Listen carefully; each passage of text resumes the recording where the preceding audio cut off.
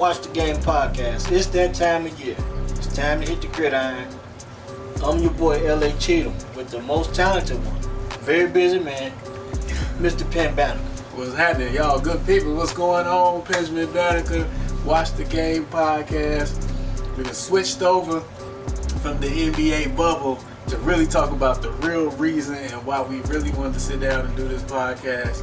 NFL football. Yeah, man. We was just getting our chops down. We just warming up. We were just getting our chops, building some chemistry. But shout out to the NBA for getting us to this point. Yeah. I mean, it's been a long 2020 up to this point. Shout out to the NBA. We'll be picking up with them when they get back to like the conference finals. Yeah. This is the time of year that we've been waiting on. It's time to hit the gridiron and be football fans again. Now, I have to express maybe some condolences to you because the Big Ten season is on the halt, so the Wolverines won't be hitting the field. Michigan Wolverines won't be hitting the field anytime soon.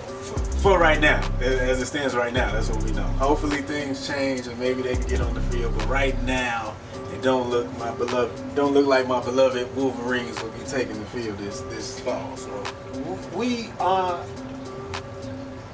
Bear fans, none the least. That's what you got to fall back on right now for football season. Mm-hmm.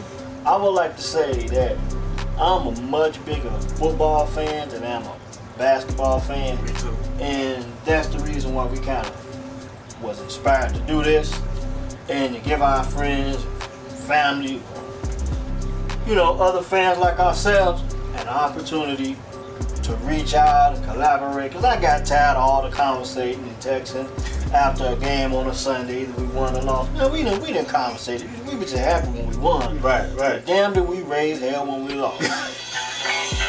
For the most part, it was always the quarterback's fault. Mm-hmm. Okay? Now, before we get started, I want to send out a shout out to some people that were very inspirational in us making this project happen. Okay? Mr. Darius Jackson. You told me to do it and I did. Okay? Darius Jackson. We got the TaylorMade boys, Chris, Greg, and Steve. Chris, Greg, and Steve Taylor.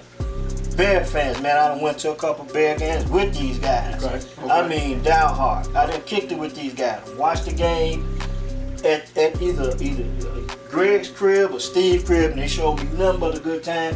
And I'm hoping these guys could get with us sometime down the line as we watch the game throughout this 22 season. Mm-hmm. Okay, last but not least, Cutter Pac-Man, Moo Hutz,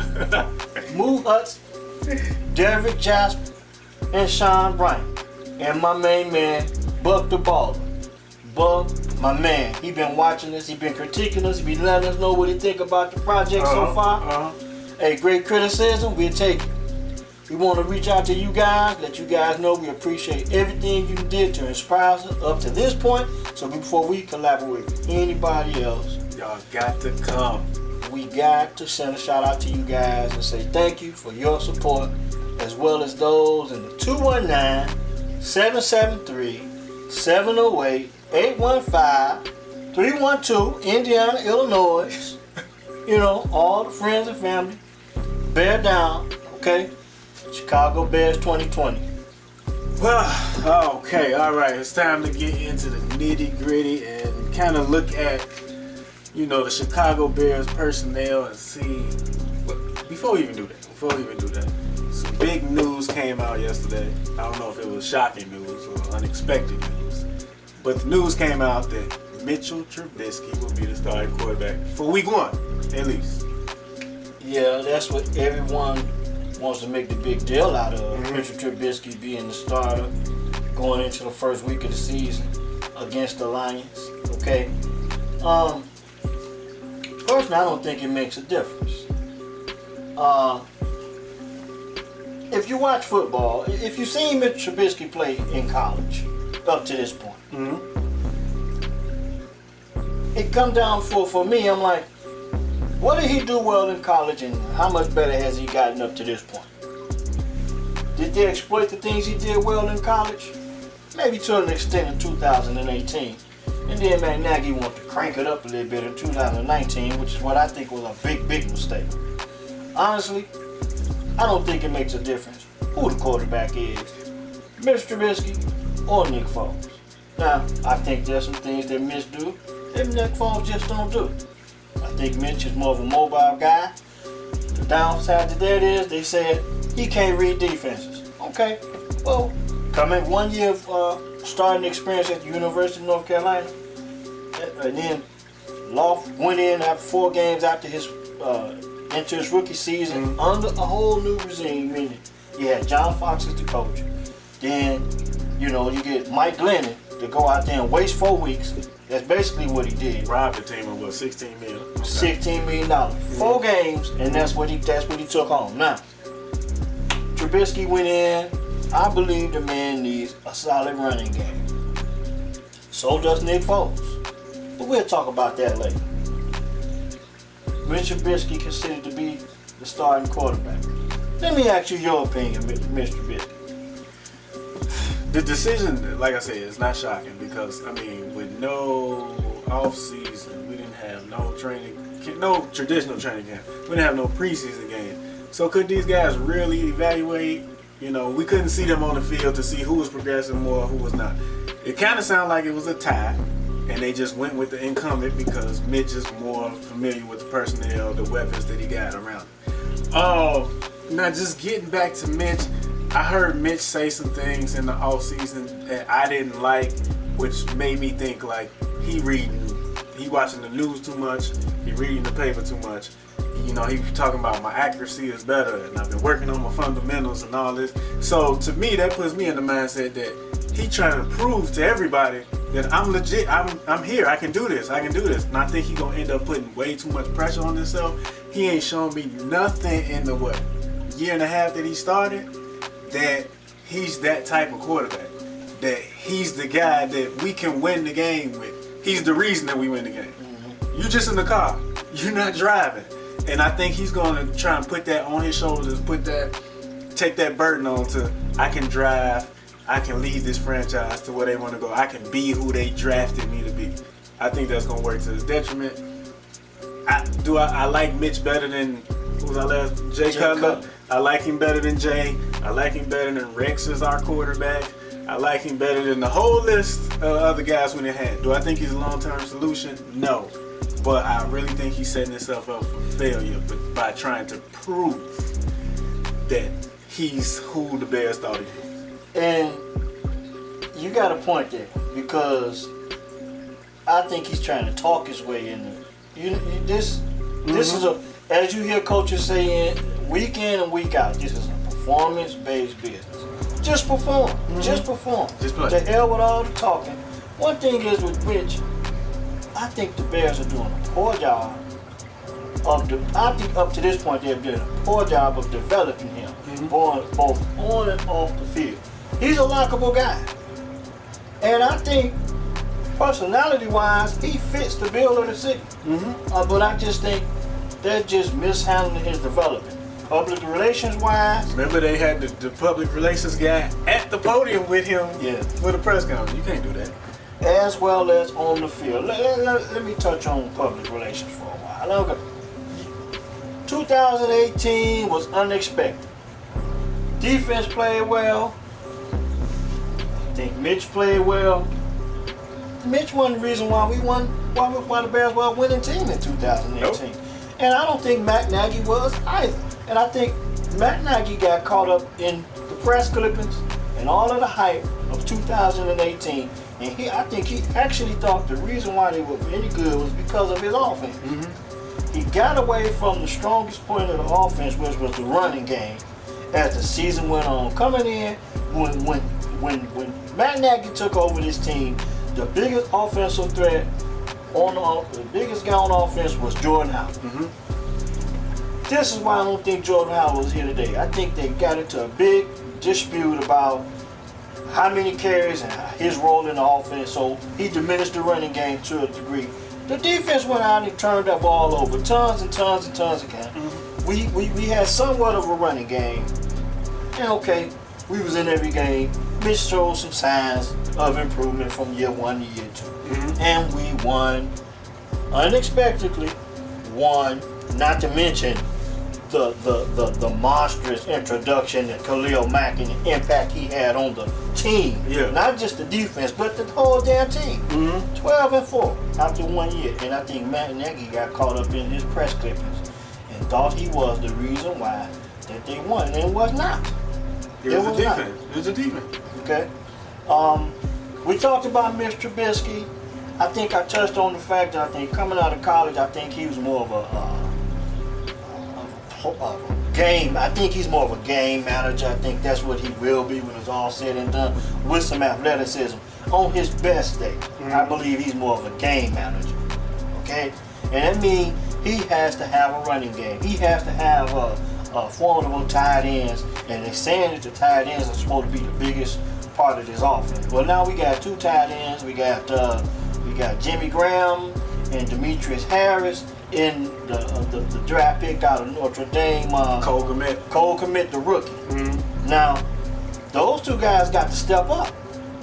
In order for Mr. Trubisky to be successful, he needs either 2 or all 3 to step up when they're called upon. And I think he needs a balanced running game. Okay? Without them 2 or 3 things, he's not going to be successful. I don't give a damn who it is. Nick Foles, Mr. Trubisky, I don't care who it is quarterback in the team. Can't run the football. If you don't have a safety valves, as far as your tight ends, which is what this offense is supposed to be built upon. I think the Bears are getting too caught up in the Matt Nagy. I think they may be getting too caught up in what the Kansas City Chiefs are. Let's do it, the Chiefs, yeah. We don't have the Kansas City Chiefs weapons. We don't. Okay? It's like putting a square peg in a round hole. Okay? This team, they showed last year that they're more built to fundamentally sound, maybe be more of a running offense. Down towards the end of the season, it took them 7 weeks to get David Montgomery over 100 yards rushing. Your young quarterback is not going to be successful in that system. Mitch Trubisky is not a high volume passer. What I mean by high volume is anywhere from 35 to 40, he 45 passes. Between 20 and 30 passes. Yeah, 20 or 30 passes. You need to get at least 20 to 30 rushing attempts out of your backfield. We ain't even got to be all out of the backfield. We could get some jet sweeps, or throw some screens, some safe passes that we can kind of lump into the running game. He ain't got to, Montgomery ain't got to touch the ball 30 times. No. But it needs to be that kind of play calling, safe throws, safe screens, jet sweeps, end around, stuff like that, to facilitate that 30 times, touching the ball running. Kind of like what the 49ers did to get to the Super Bowl last season. Yep. They made play calling based on the strength of the team, which was the defense. The 49ers, the strength of the team was the defense, and that's what took them to the Super Bowl. And I think once they got to the Super Bowl, they tried to put a little bit of credit, a little bit of pressure on the quarterback to make 1 or 2 more plays than he probably should have. Got away from the running game, and we know what happened then. They let the Chiefs get back on the field and win the game in clutch fashion like they had done all last year in the playoffs. Okay. Then we go from. Before we move on, do you have any final thoughts on the quarterback position? In my opinion, I believe Nick Foles is more of a stationary guy and a pocket guy. You can do a lot from the pocket. He's not as athletic as Mitch. This is why a lot of people think Mitch will give you a better opportunity to win if he plays up to his ability, which is his athleticism, and if he has the ability to make plays with his arms, but in the pocket, on the move, and he has to be able to read the defenses much better, which is what he was criticized for last season. I think the Bears played this they played it the safe way.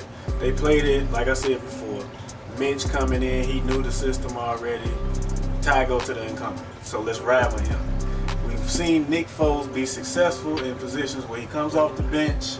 He don't have to, the pressure of being the guy is not on him. He don't excel in that role. So the Bears just played it, they played chalk. Mitch come in. Hey, Mitch, if you do good, cool. It's your job. If you don't, we got Nick. We know what Nick can do. When he was with Philly, 27 touchdowns, 2 interceptions.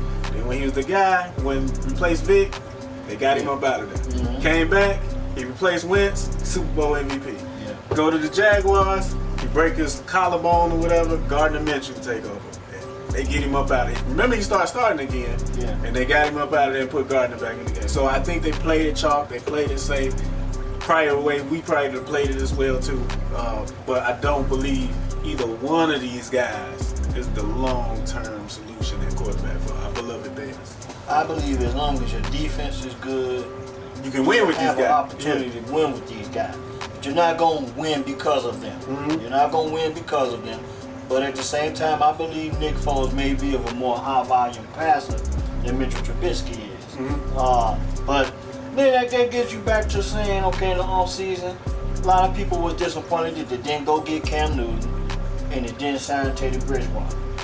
Me, for one, I believe things worked out the way they should have for the coaching staff and the front office. Mm-hmm. Because if you go get Cam Newton, who knows if you can run this system the same way?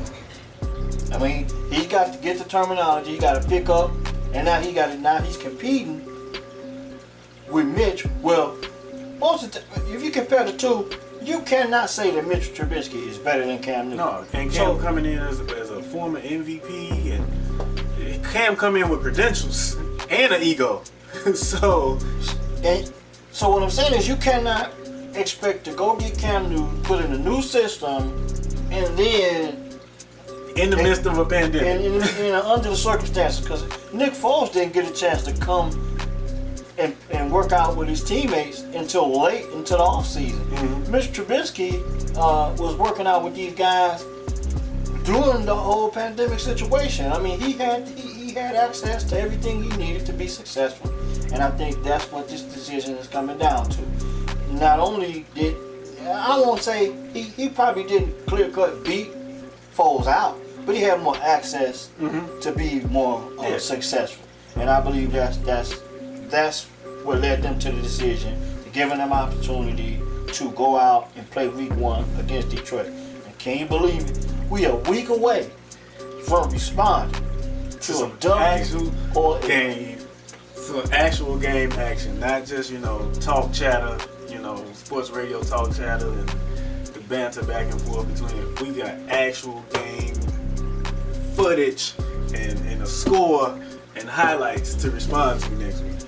Okay, we went to quarterbacks, and I'm gonna save the running backs for later because I got some interesting things to say about that. Okay. So let's look at the weapons that Mitchell Trubisky and maybe even some point Nick Foles is going to have to rely on. We mentioned Jimmy Graham at tight end, Cole Kmet, and Demetrius Harris.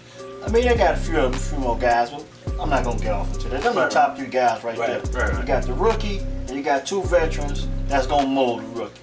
Now, I believe those guys have to step up. What you got on that? Jimmy Graham coming in, I guess that was our big, free agent signing that we brought in, and we plucked him away from the Packers, so that was a good move right there. But how old Jimmy is? I'm not sure. I'm not sure how old Jimmy Graham is. I can count the teams Jimmy been on. It's just like his 4th or 5th. After 2 or 3 teams, I stop counting. Okay. All I know is I need him to be productive for the Chicago Bears. They've been saying some really good things about him coming out of camp, but I don't give a damn about camp. We've been hearing about camp year in and year out, and we never see what we expect to see coming out of camp. My fear for Jimmy is, do you remember when Jimmy left the New Orleans Saints and he went up to Seattle? Seattle had a different type of offense, but he didn't get used that much. I feel like it may be that type of situation. Not because the tight ends are not important in the Chicago Bears offense. It's just the quarterback. I don't know if Mitch is the guy that can utilize Jimmy to his fullest capability. Well, coming out of camp, that's what they're saying. They're saying some of his biggest throws in camp was supposed to be to Jimmy Graham. Jimmy Graham's supposed to have a big catch radius. Let's go back to 2018. What a lot of people don't realize is Trey Burton was extremely important to this offense. Right. And outside of Allen Robinson, he was probably the second most productive receiver in the offense. And he might have been the most productive. But I know when he decided, or when they figured out that he was not ready to go, he would not be ready to go in the playoffs against Philly in 2018. It's like, I know as a fan, I felt like something ain't right, and it just don't fit. This ain't gonna go right. This is not gonna go right. That's how I felt that day. And I think that big play around the goal line, we didn't have. That red zone guy, we didn't have. Now, this is supposed to be Jimmy Graham's specialty. But a lot of people are saying if he didn't work out with Russell, we talking about a top tier quarterback. if he didn't work out with Wilson, he didn't work out with Aaron Rodgers, what is he supposed to do with Mitchell Trubisky? That's my point. Okay? Now, I'm hoping he can be the safety valve because he's going to need one. He's going to need one. Mitchell Trubisky, I'm going to go out on a win. Mitchell Trubisky or Nick Foles, neither one of them will be successful if neither one of these three guys step up. We need two of the three guys got to step up. I mean, it's just prediction. What do you need to see from Jimmy to feel like Jimmy lived up to the billing and the hype that they talking about him coming out of the training camp with? What do you need to see? I need to see him making medium range, the medium catch, not the big bombs down the middle of the field. I mean, you're going to get some of those occasionally, but we need them when we need those tough yards, those 3s, 4s, 5 yards to move the chains. He has to be in the sight of Mr. Trubisky. So like 50 catches? 50 to 70 catches 50 this season. He had 38 last year. I don't give a damn how they slice it up. Yeah, you saying for the tight end position, you need 50 to 75 receptions out of them three guys. No, I need way more than that out of the three. I mean, out of the three, I need for them to be successful. All three of them got to combine for over 100 catches. Okay, I'm saying, because I just pulled it up. Jimmy had 38 catches last year, 65 targets. Year before that, 55 catches. Year before that, 57. Year before that, 65. You see what's happening? It's going down.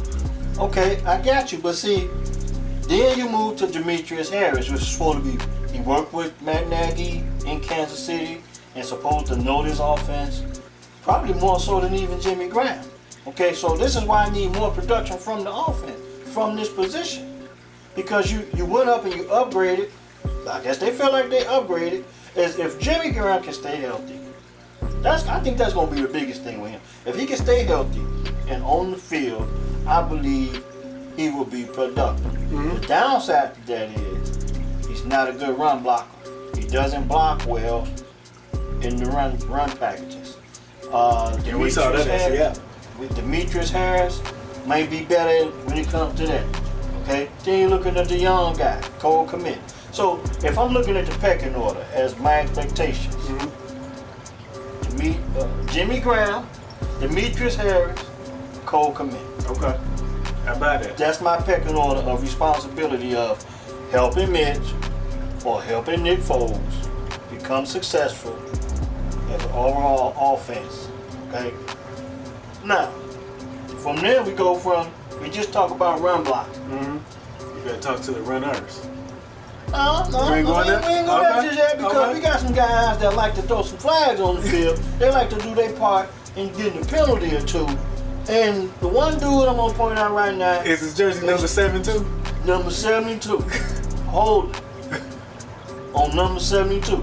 Offside. On number 72. Charles Leno Jr.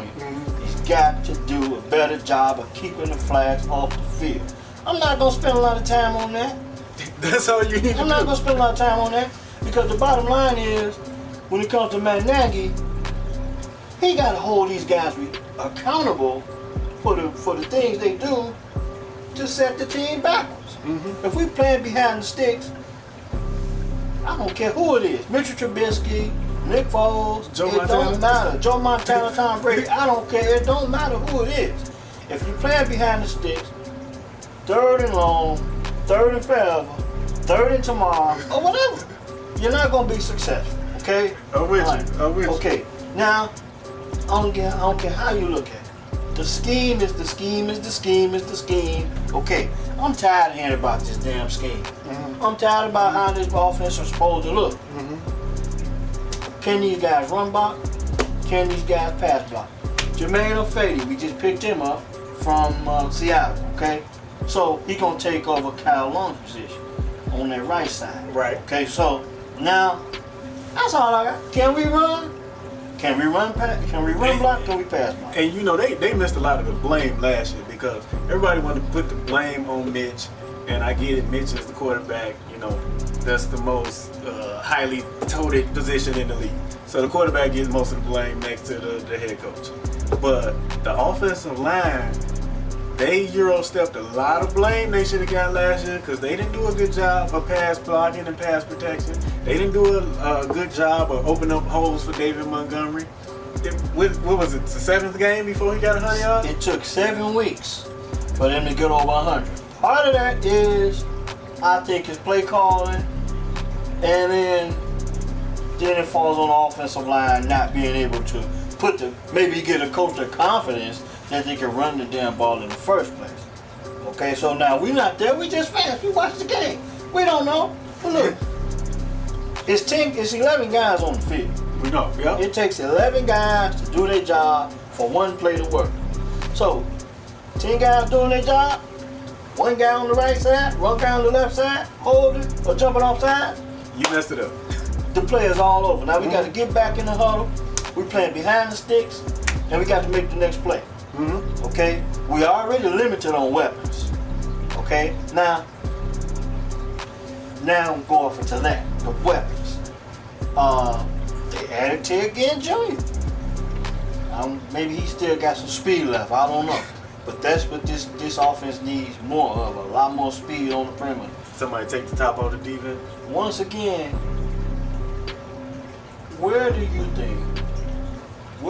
think Allen Robinson was fed on the Kansas City Chiefs offensively? Where do you think he fit with their wide receiver? 4th or 5th wide receiver? Okay. How many times do you put 4 guys on the field? Well, the Chiefs, they can do that. You talking about wide receiver? Yeah. The Chiefs can do that. But, okay, so he's not better than Nico Harbin, right? He's not better than Sammy Watkins. What's the little short dude, number 10? I can't call his name. Tyreek Hill. He's not better than Tyreek Hill. Okay, so that's 3. Is he better than Kelsey? Because they going to split Kelsey out a lot of times. So he's not better than him. Well, we talking about just the wide receivers. When we talk about Kelsey, we looking at Jimmy Graham and Cole Coleman and Demetrius. Okay. All 3 of them guys got to kind of step into his range and give us that production. You know, I'm pretty sure they got another tight end that we missing. But we the Bears fans. We just and that's a comparable offense because that's what we supposed to be running. The so-called Chiefs offense. Right. And I'm so damn tired of hearing about it. But look, like I said, Allen Robinson. He not better than them 3 guys I named, right? I don't think so. Okay, all right. I don't think so. Well, we in agreement. But I like Allen Robinson. I just think that. Do you like him because he's on the Bears, or do you think he's a legit receiver in the wide? He's a legitimate receiver in the NFL. One of the guys I enjoyed watching play for the Bears at wide receiver the most was the troublemaker, Brandon Marshall. Oh yeah, I enjoyed watching. Man, that dude got open. He did nothing. He got open. He probably got open when he got open on running plays. Okay, he got open, man. The dude got open. He was always open. Very savvy, very strong, physical. He always got open. Now we haven't had that guy until we get Allen Robinson. I like what I've seen from Allen Robinson. He's become what many could consider a pacifier for Mr. Trubisky. A lot of people feel like he was staring down Allen Robinson. He missed a lot of open receivers. I mean, that yet to be seen. So hopefully this tight end play will make him come off Allen a little bit. Come off of Allen a little bit and hit a few more guys. And then we talked about Allen Robinson. We talked about the guy, the Georgia boys. The Georgia boys. Your boy? Yeah. Now, I gotta give you credit because you put me on him 3 seasons ago now? I watched that kid when he was at Georgia, and right late into his senior season, in between the SEC championship game and when he got ready for the bowls, and I always start looking at got diamonds in the rough, and I felt like, man, this guy got some skills. He was a late bloomer at that wide receiver position because he was a basketball player, kind of sort of coming out of high school, I believe. He was more of a basketball player and kind of focused on football late. So I wanted the guy, just like I wanted Jordan Howard. So I want to see the guy do well. Hopefully he can step up this year and make some big plays and solidify his position on this offense and get a big paycheck one day. Then you got the other Georgia boy, Riley Ridley. They've been talking about him. Now they said this is his year where he got to kind of assert himself on his offense. He's supposed to be really good at running routes and all the good route trees. He knows how to do it all. And I heard a story years ago that his mom taught him and his brother. I think it's Calvin. His mom taught that. Well, his mom used to be out there training them guys on running routes and stuff like that. You know what I'm saying? I mean, I just hope one of these two. I like both of the Georgia boys. I hope they can step up and play well and solidify themselves, because down the stretch we need to get our quarterback position set. We need to get our we got two young wide receivers we need to get established for the next 2 or 3 years. And then they'll put the Bears in a position where they can start beefing up this offensive line going forward. Well, once they solidify the weapons, then then you can start, kind of beefing up the interiors and stuff like that. Because in another year or two, there's going to be a lot of holes, a lot of guys that need to get paid. Now, Allen Robinson they're already talking about him renegotiating his deal and giving him an extension. Didn't he just signed a deal 2 years ago, right? But we're trying to figure out now. Yeah, they signed him just 2 years ago, but he's been playing so well. They're trying to see if they want to extend him. I think for Allen Robinson, if he gets his extension, I can see it happening within the 4 to 6 weeks of the season. Okay. Depending on how well he plays, I can see it happen. Because they've been talking about it too much throughout the off season. So I believe they're in talks to get it done. But I think long term we need these two guys. One, if not both, we need these guys to step up. We got the little young rookie. Donnell Mooney. Donnell Mooney's supposed to be the speedster of the offense. Okay, we need more speed. Because right now he's sliding behind Teddy. Yeah, we need more speed. And a lot of people criticize the Bears for bringing in Ted Ginn because they're saying he washed up. But I'm just thinking, Ted Ginn is going to serve two purposes on this team. For one, he's a veteran receiver. He's going to help. Hopefully, he's going to help groom some of the younger guys, Mooney and Ridley and Wims, even to an extent. I believe he's going to serve a lot of different roles on this team at that position. Being professional, your approach to the game, the way you play the game, how you prepare, all that stuff. A lot of people don't understand it. As I think as guys get older in any professional, as professional athletes, this is the role they kind of take on. And I think they go in understanding that. And I think that's what Ted Ginn. I believe we got some. I think we're gonna get some big plays out of him though. Yeah, I'm sure, because he good for that at every stop that he go to. Carolina, made plays. New Orleans, he made plays. Shout out Big Rob Sims. I'm gonna take it back because Big Rob Sims played with Ted Ginn at Ohio State, and he told me Teddy's not a route runner. He's just a speed guy. Yeah. So he's never been proficient or technically sound getting in and out of his breaks or running the route tree. And so I don't know how much value he'll give to those young guys in that aspect, but he will teach them how to be a professional because he's been on 5 different teams or something like that in the league. And like you said, he's going to be good for some plays here and there because he's good for that at every stop he's at. So I'm glad to have Teddy on the team. Haiti went to Ohio State. But other than that, what do you think about Cordell Patterson actually being listed as a running back right now? He's not even shown on the wide receiver depth chart right now. And you took the word stuff right out of my mouth because that's exactly where I was going. Now, as of right now, going into week 1, David Montgomery is injured. Mm-hmm. I was supposed to have a groin injury, out 2 to 4 weeks. Mm-hmm. I felt like, even before the injury, I felt like the depth at running back wasn't what I wanted it to be. Okay? This is my favorite position.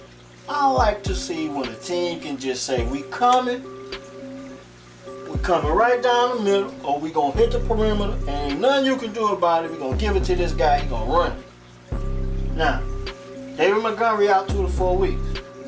So that gives us Tariq Cohen, which I like Tariq better in the passing game. Me too. You know, get him out, Screen him off, screen him off. Every once in a while he'll hit you for a big one between the tackles, but I don't think that's really what Tariq does well. Tariq is about 5'7", 5'8", 180 pounds soaking wet. Tariq is me. I mean, he's pretty well put together.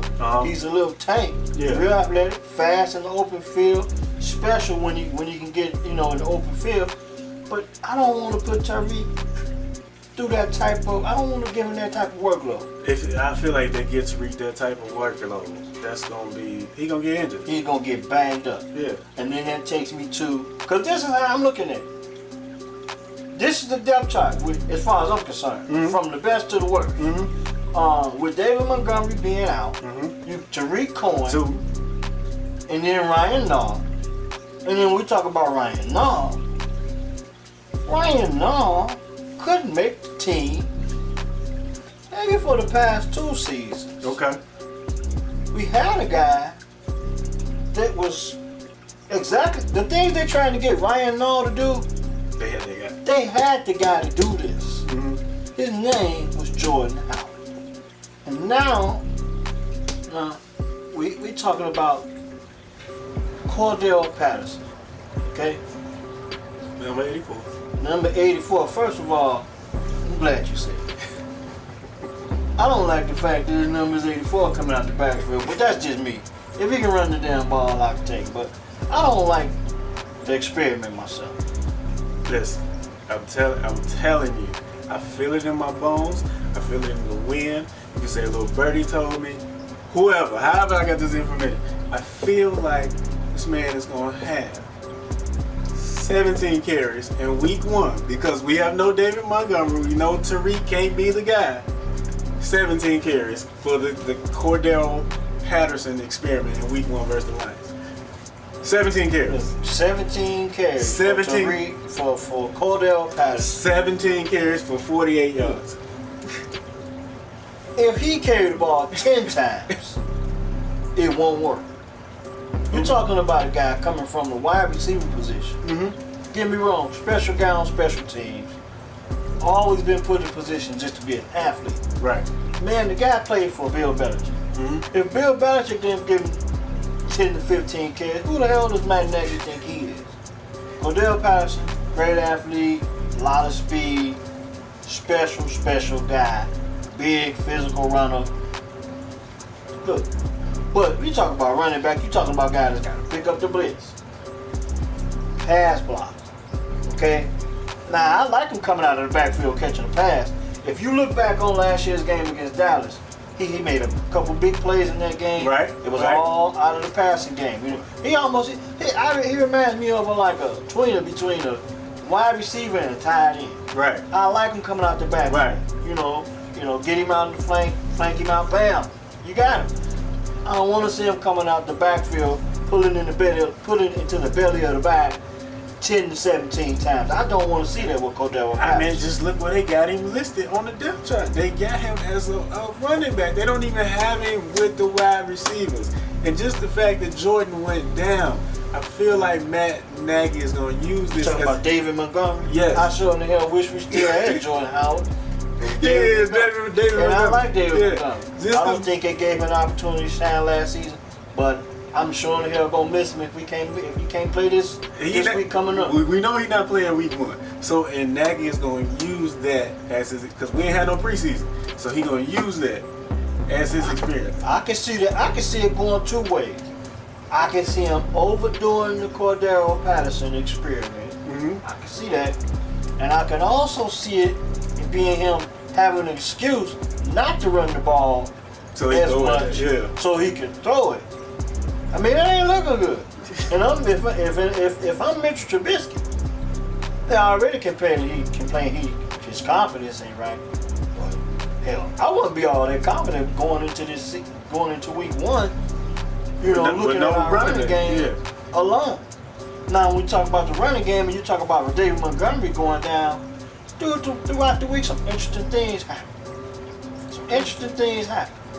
Jacksonville, we got a few guys from Jacksonville. We got Allen Robinson, Nick Foles, and then this past, week or so, they let go of Leonard Fournette. I was on board with that. I wanted Leonard Fournette. I ain't seen them picking him up. I mean, did they even call him? Probably not. I want to believe that with him having a relationship and working and playing with the coach, I forget Filippo, whatever the coach's name is. I mean, a whole new host of coaches. Maybe that'll improve the running game. I don't know, but I thought that maybe that would give us an opportunity to at least talk to the man. Now, I don't know. Maybe they reached out. Maybe they did. But if they didn't, it was some damn fools for not doing something. But from his standpoint, I can see him saying, "I'd rather play with Tom Brady and that Tampa, all that talent that they put I ain't together. Gotta leave Florida. Ain't gotta pay the state taxes, all that good stuff. You know what I'm saying? Still give him $3.5 million. Okay, cool. If he just decided he didn't want to come be the Bear, I can live with it. Okay, but there's guys that's gonna be left, get go, cut, stuff like that. Maybe they'll pick somebody up between 9 and 10, which I highly doubt because Matt Nagy said he's happy with what he got at running back. And then, even if they pick somebody up at this point in the juncture, it's Sunday night. We play next 7 days from now. What can a guy coming in, probably ain't gonna come into tomorrow with no familiarity with the offense? Like, how much is he gonna get used if they pick somebody up? But that just tell me, like I say again, if it ain't Ryan Nall, if I had to take my pick, and who I want to run the damn football on Sunday, I want to get Ryan Nall anywhere 10 to 15 carries. In fairness to Ryan Nall, but we'll know, and he'll know if he's ready to play at this level when it counts. He had some big plays in the preseasons of past exhibitions. Guess what? Okay, you're playing against a lot of second and third string guys. Guys are trying to make the team. But now it's time to go week 1. Let's give Ryan Nall an opportunity. Okay, let's see what we got. I don't feel good about it. They cut my man Octavius Pierce, unsigned rookie free agent out of. He back on the practice squad now, ain't he? I think. Well, maybe, I don't know.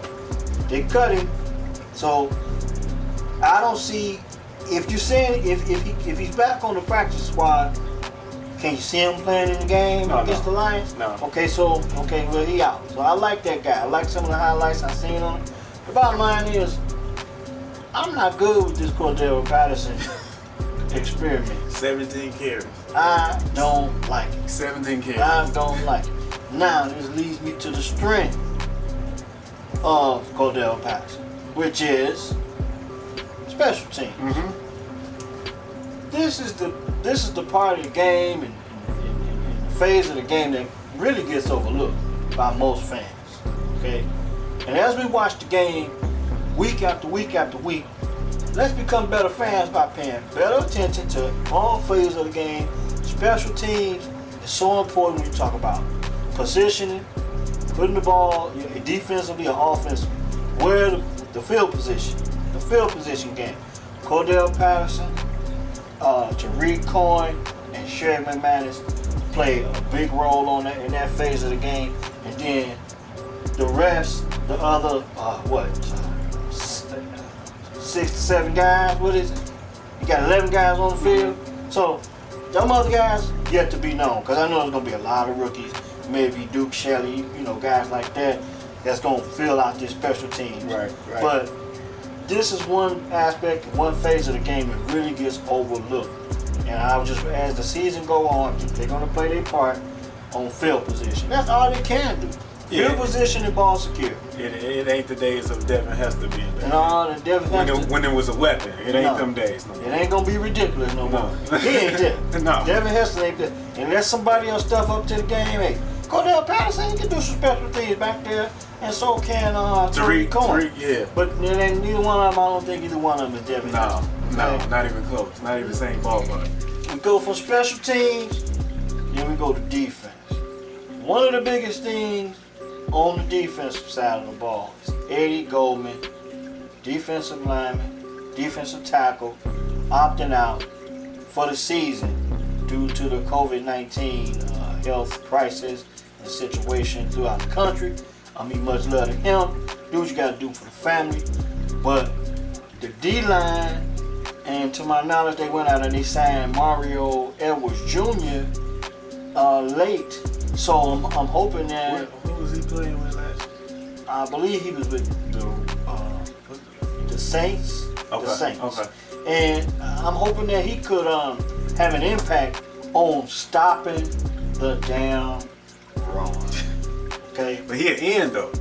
Ain't Yeah, but what I seen on him, he was an end, but he was nice in the run stopping. He was nice at stopping the run. I mean, you got Akeem Hicks, Khalil Mack. That's the key right there. Khalil Mack, and then you got the addition of Robbie Quinn. Let me point out some of the new additions to this offense, to this defense.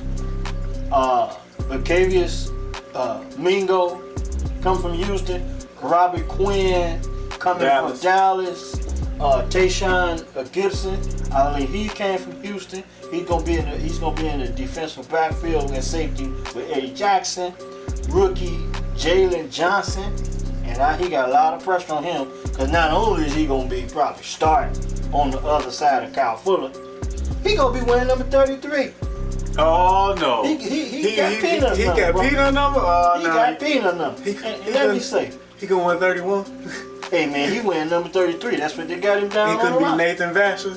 No, and hey, he ain't gonna be Nathan. He gonna be number 33 in the program for the Chicago Bears, Jalen Johnson. That's enough pressure as it is. Okay, maybe he been working on his peanut butter. Okay, but look, Jalen Johnson look like he gonna get the nod to be the starting cornerback on the other side with Kyle Fuller. Physical guy. They gonna keep busting the slot? Bust the screen. Yeah, bust the screen. They saying bust the screen, mate. It's a possibility he could see some opportunities at their corner position. Bust, I think he can kind of.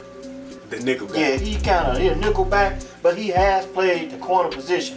But I really think they want to get a rookie an opportunity to show himself early. Okay. So, number 33 will be Jalen Johnson alongside with Kyle Fuller. I want to mention Bilal Nichols also, because I believe he's going to have to be a big part of stopping the run as well. Khalil Mack didn't have as good a season as a lot of us would like to have seen him have. Well, I mean, 18 was so out of this world. I mean, how can he duplicate that? You know, so he probably had a good year. If he didn't have 2018, he probably had a good year. Well, I don't have the numbers on it, but for a fact, there's enough YouTubers out there with numbers. That ain't what I do, okay? I watch the game, okay? Now, I get better with numbers as we go. But you don't have to know, you don't have to see the numbers to see that if you watch these games, Khalil Mack didn't have the same impact. No, he didn't, but they were getting rid of the football. Akeem went there. What's that? Akeem Hicks went there. Akeem Hicks went down. I'm glad you said that. He was down, Hicks, him and Akeem Hicks, I believe Akeem Hicks might have been one of the best tandems that Khalil Mack has played. As good as he has been throughout his career. Akeem Hicks, I don't want to say he made him better, but he made him more dangerous because you had to pick your poison. You couldn't really double team both of them. Either one of them. I mean, at the same time, they so they standing right next to each other, so they got to pick your poison. So if you're gonna, what they did was they probably double teamed Akeem quite a bit, which really didn't make a difference. And then hell, Mack was getting it. Then on the other side, the help you couldn't get from Leonard Floyd, they released Leonard Floyd Now you bring in Robert Quinn. Okay. Now you got Mac on the right side of the quarterback, and then you got Robert Quinn probably coming off the left side. So now it's picking poison again. Let's just hope that they can get the pass rush up where we want it to be, and stop the run when we need to, and by these guys in the defensive backfield, because I feel really good about Eddie Jackson as long as he stays healthy. I feel real good about Eddie Jackson. You feel really good about Eddie, Hakeem, and Khalil, right? Everybody else is kind of. I mean, they're new. I mean, they're just coming to the offense. Right. I mean, we got to see. Week 1, week 2, we got the Giants. Week 2, week 1 we got the Lions. Week 2 we got the Giants. So I believe both of those teams are two good opportunities. Two opportunities that you can get some young guys on the field. You can build some chemistry with some new guys, and then kind of see what this offense, what the possibilities can be for this defense going down the line into the season. Especially versus the Giants, because the Giants not really projected to be very good this year. With the Lions, I don't know if you want to play with that kind of chemistry and get the young guys on the field. That's a division game. We need that. So let's ride with our horses and our proven commodities in that one. But the Giants game, I can see them. They still trying to win it, but the mindset may be more like, okay, we can treat this like the week 3 preseason game. Let's talk now. We've been talking about stopping the run, and we've been talking about running backs, and we talking about the Detroit Lions. We got the Detroit Lions coming in. They went out and they just. Now we going there, ain't it?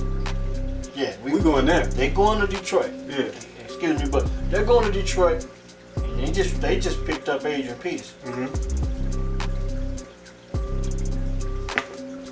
I do not want to see Adrian Peterson 35 years have old. 100 yards on the Bears. Opening, 35 years old. Okay. 30.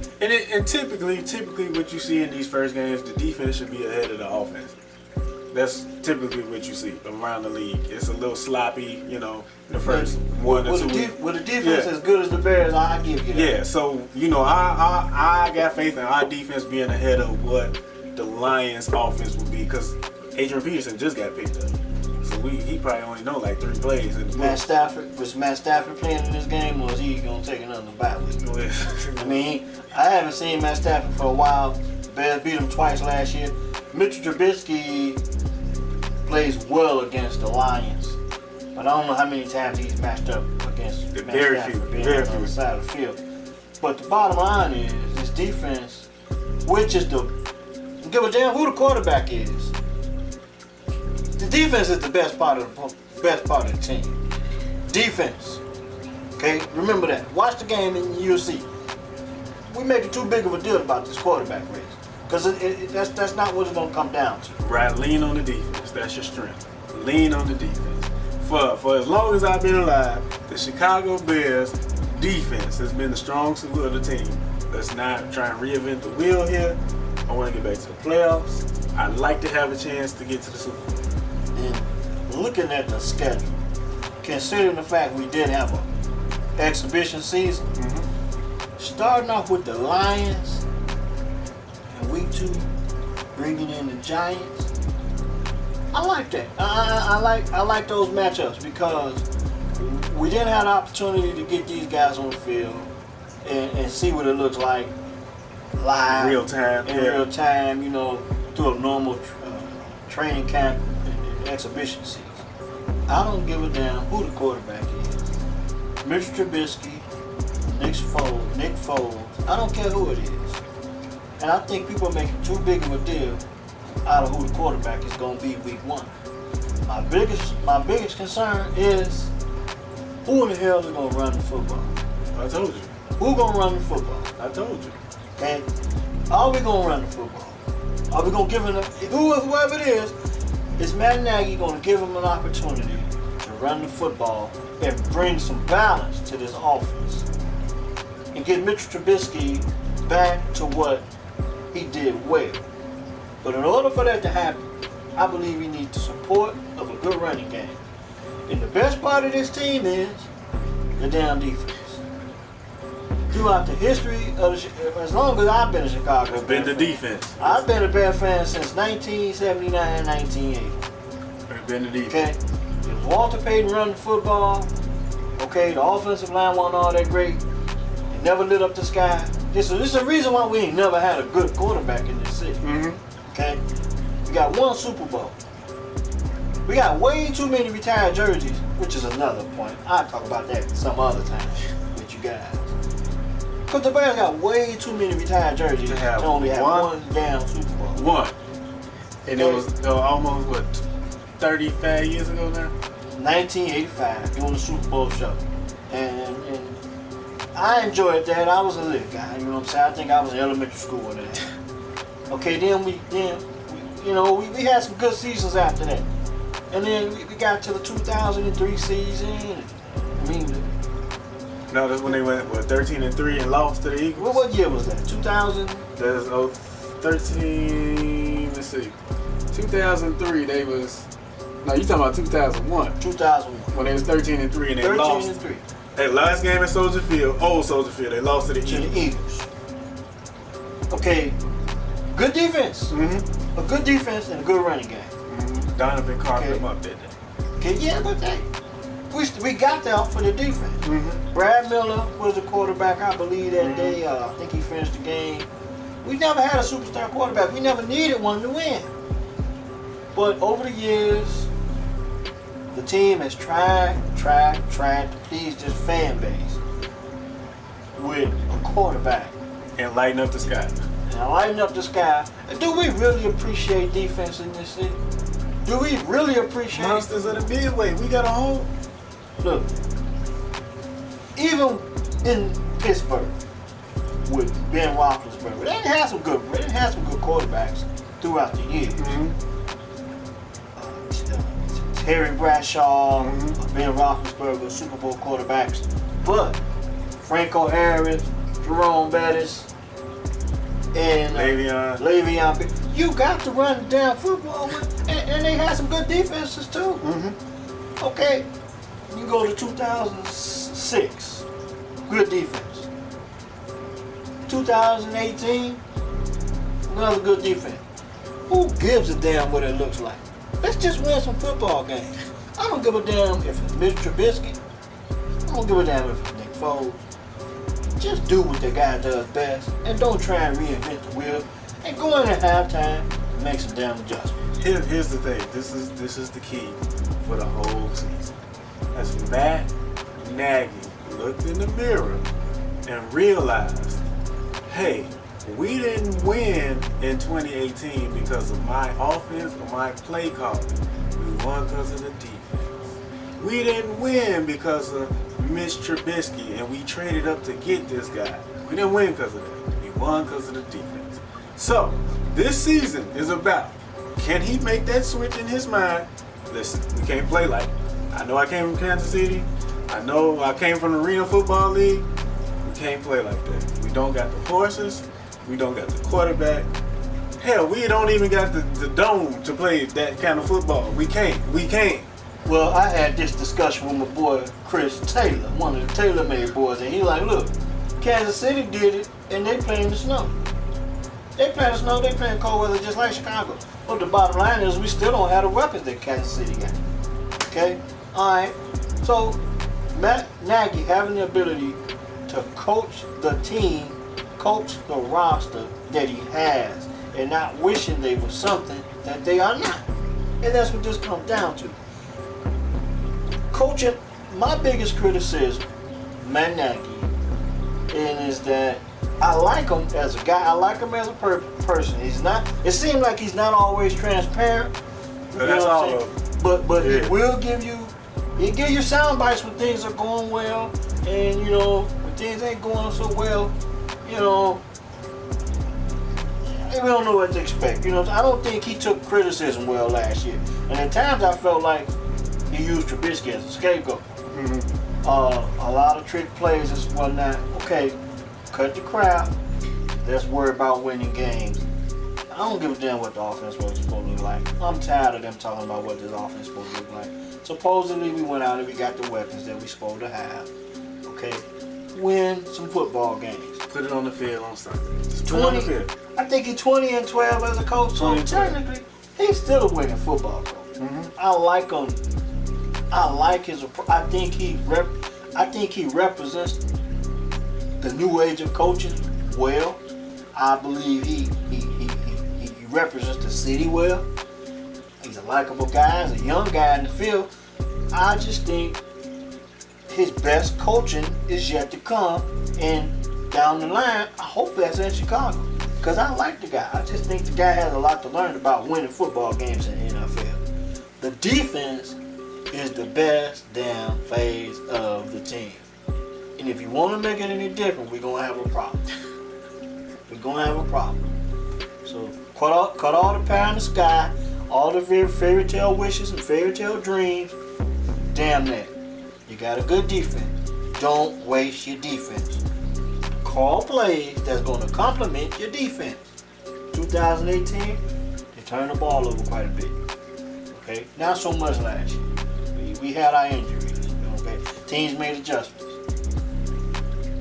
Just coach the 53 guys that's on the roster and make adjustments. Simple. It's simple. Now, fans, look, we all fans, and it's it. Actually, we should put this on another. What you about to say? Like and subscribe. Yeah, we can. Now, fans, the season is here. Finally. I've been waiting a long time because we were supposed to got this project off the ground last season. Coming up to 2018 season, we was fired up. Okay, we was fired up about this thing. We didn't do it, we didn't get it done, but now we here and we're gonna take advantage of it. We done been through a lot in 2020. Beardown, Chicago. Watch the Game podcast. Comment and subscribe. Well, we on Facebook, YouTube, Instagram. We on Twitter. We are everywhere. We are everywhere. So please comment and subscribe, like, and please share it with your family, your friends, other sports gurus that you know. Please share it. We just wanna encourage y'all to be better fans, watch the game, and as always, cheer for the Chicago Bears.